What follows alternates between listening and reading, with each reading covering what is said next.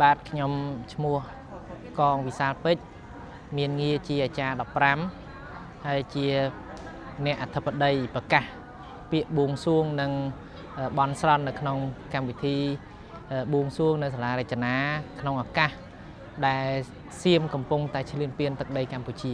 ដោយសារតែយើងសង្កេតឃើញហើយថាប្រជាជនកម្ពុជាទូទាំងប្រទេសបានកំពុងមានគ្រោះភ័យដោយសារតែការឈ្លានពានរបស់ទ័ពសៀមមកលើបូរណភាពទឹកដីកម្ពុជាបាទដូច្នេះហើយគឺដោយសារតែសាកលវិទ្យាល័យភូមិន្ទវិចិត្រសិល្បៈគណៈគ្រប់គ្រងរបស់លោកព្រមទាំងសិស្សនិស្សិតទាំងអស់បានមូលមតិគ្នាថាយើងធ្វើតាមទំនៀមបុរាណកាលណាប្រទេសជាតិលោកមាន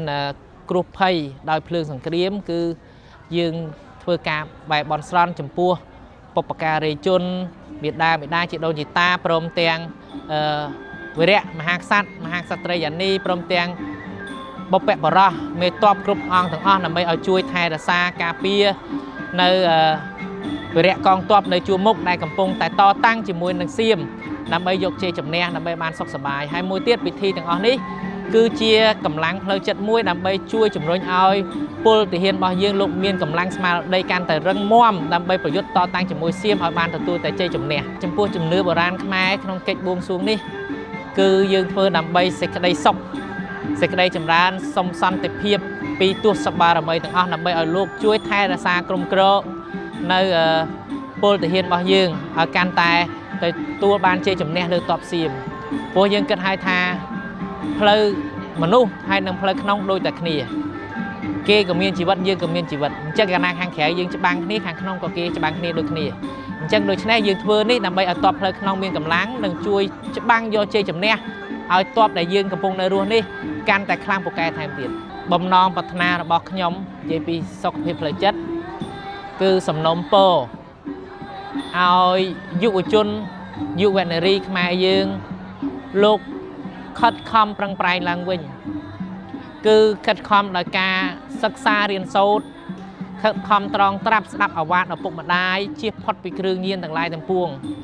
ហើយជាពិសេសគឺសូមឲ្យមានកម្លាំងសាមគ្គីភាពគ្នាផ្ទៃក្នុងកុំឲ្យបែកបាក់សាមគ្គីគ្នាដោយពាក្យចាស់បុរាណលោកថាសាមគ្គីរស់បែកបាក់សាមគ្គីស្លាប់អញ្ចឹងកម្លាំងសាមគ្គីនេះគឺធំធេងណាស់បើតាមពុទ្ធិការបស់ព្រះសម្មាសម្ពុទ្ធលោកថាសាមគ្គីនេះធ្វើឲ្យយើងមានសេចក្តីសុខផ្លូវចិត្តនិងកម្លាំងកាយនេះចំពោះយុវជនយុវនារីខ្មែរយើងហើយចំពោះសំណូមពររបស់ខ្ញុំអន្តរជាតិសូមសំណូមពរដល់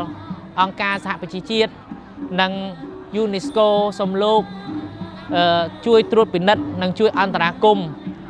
មកលើការឈ្លានពាននៃសៀមហើយនឹងមកលើទឹកដីកម្ពុជានេះសូមឲ្យលោកឆាប់អន្តរាគមន៍ហើយសូមឲ្យមានសន្តិភាពកើតឡើងនៅក្នុងប្រទេសទាំងពីរ